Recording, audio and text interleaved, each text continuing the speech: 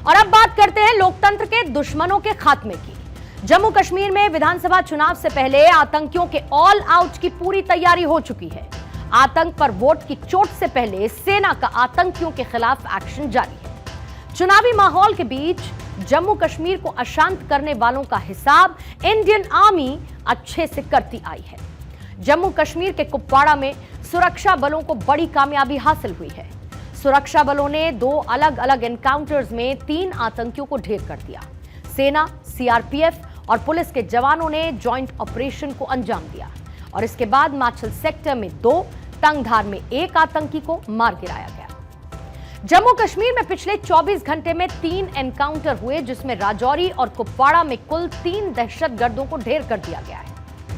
खुफिया इनपुट्स के आधार पर 57 राष्ट्रीय राइफल्स और 53 इन्फेंट्री ब्रिगेड के सैनिकों ने माछिल सेक्टर के कामकारी इलाके में यह सर्च ऑपरेशन चलाया था। कल यानी 28 तारीख को हमारी इंटेलिजेंस ने खबर दी कि यह इन्फिल्ट्रेशन तंगधार और मच्छल के इलाके से होगा।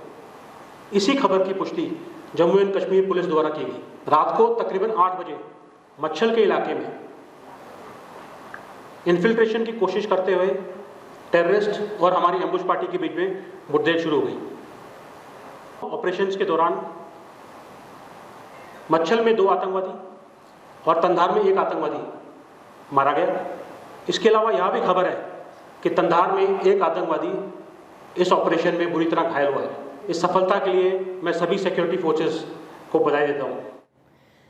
इंटेल इनपुट्स आए थे, जिसके आधार पर 57 राष्ट्रीय राइफल्स और 53 इन्फेंट्री ब्रिगेड के सैनिकों ने माछिल सेक्टर के कामकारी इलाके में यह सर्च अभियान चलाया।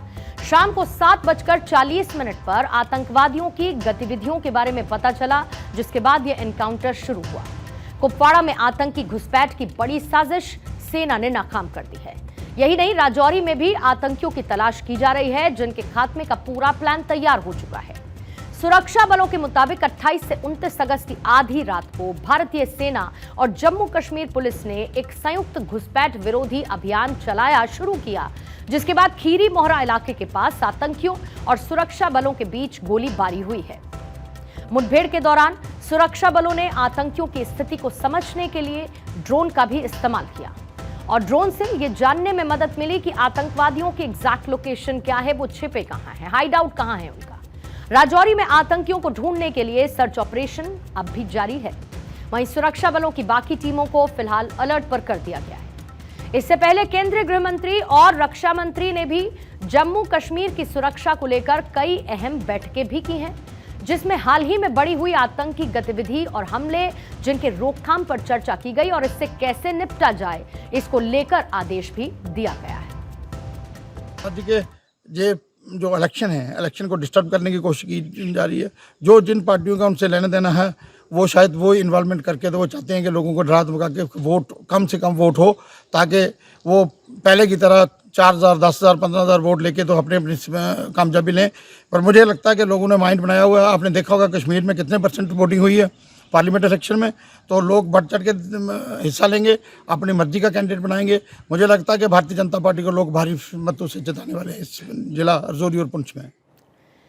दरअसल जम्मू कश्मीर में अगले महीने ही विधानसभा चुनाव होने हैं। तारीखों का ऐलान हो चुका है। चुनाव की तैयारियां अंतिम चरण में चल रही हैं, क्योंकि घाटी में 10 साल बाद चुनाव हो रहे हैं, जिससे पड़ोसी मुल्क पाकिस्तान को मिर्ची लगी है।